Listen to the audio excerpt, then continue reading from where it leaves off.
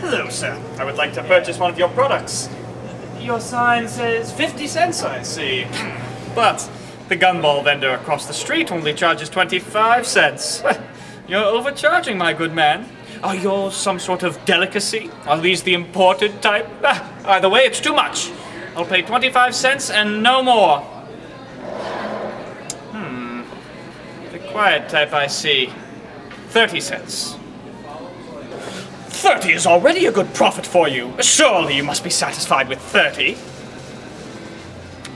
35. 40, that's my final offer.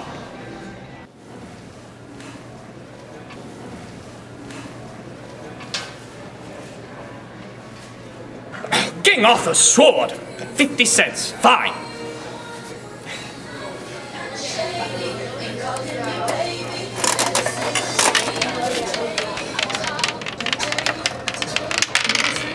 Heavens.